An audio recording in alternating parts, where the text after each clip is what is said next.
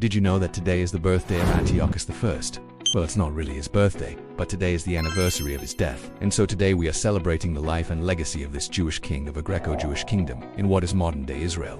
We have very little information about his early life, but what we do know is that he was born sometime around 130 BC and died in 68 or 67 BC. He was the son of Ptolemy, the last king of the Ptolemaic dynasty, and the nephew of Ptolemy XII, and his mother was a woman named Laodice, though we do not know which one because there were two of them who were alive at the same time.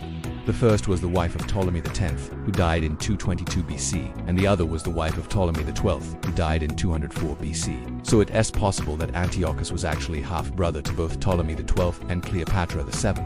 In any case, when Antiochus came to power, he ruled over a small part of Egypt compared to what the Ptolemaic kingdom had once been.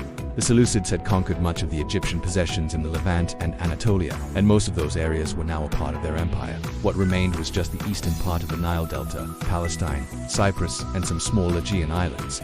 Even while under Ptolemy's rule, these territories had been largely autonomous and self-governing, but Antiochus changed that.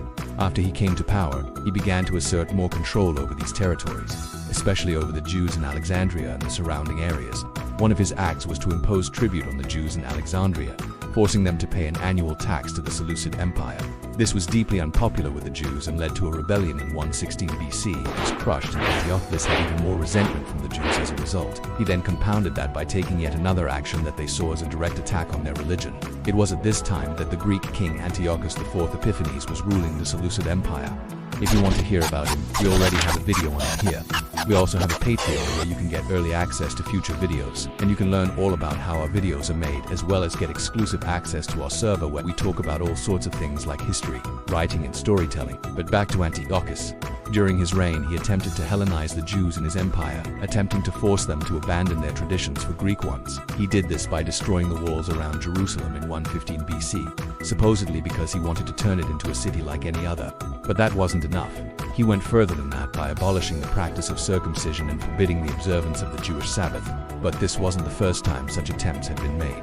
Antiochus I's grandfather, Antiochus III, had tried to force the Jews to abandon their customs in favor of Greek ones, and he even had a puppet ruler installed in Judea, someone who would make sure that the Jews followed what Antiochus III wanted. His name was Menelaus, and he was the brother of the high priest, Simon the Just. When Antiochus III heard about this, he traveled to Jerusalem to put down this rebellion and quell the unrest. But after hearing a plea from Simon the Just, he allowed the Jews to continue following their customs, and he reaffirmed the religious autonomy of Judea.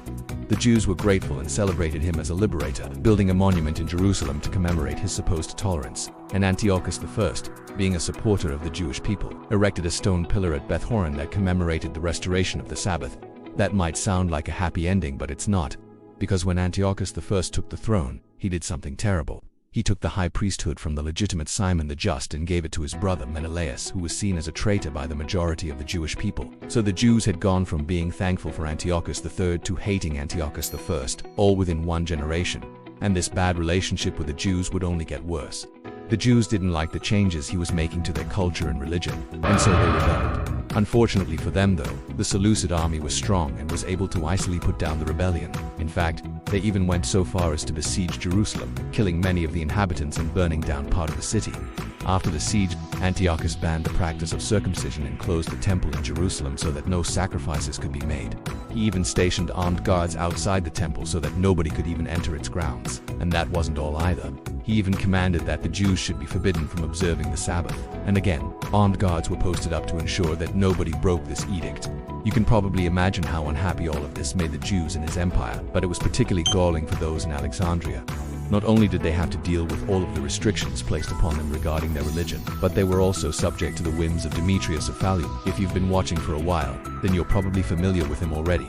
He was the tyrant whom Cleopatra VII executed after she came to power.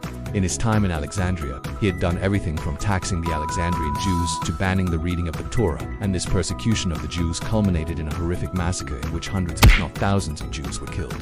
So it's no surprise that when Antiochus I died, the Jews stopped mourning. They began praying for the new king and hoping that he would reverse all of the horrible edicts that Antiochus I had put in place. Unfortunately for them, that new king was Antiochus II, who was even worse than his father. Unlike Antiochus I, he openly persecuted the Egyptians as well as the Jews, going as far as to pillage the temple in Jerusalem, stealing the sacred objects inside and desecrating the city. This oppression of the Egyptians would eventually lead to the rise of a man named Ptolemy XII, who would restore order to the empire, but it would take several years for him to do that. Years during which the Jews suffered under the brutal regime of Antiochus II. Once Ptolemy XII came to power, however, things would begin to look up for the Jews. He would rededicate the temple and restore it as a place of worship. And that's why this day, the 28th of March Eshvan, is Hanukkah. And that's why we celebrate the life and death of Antiochus I. If you want to help us make historical tales like this one, then please consider supporting us through the links below. Until next time, friends, I'm your host. Stay awesome.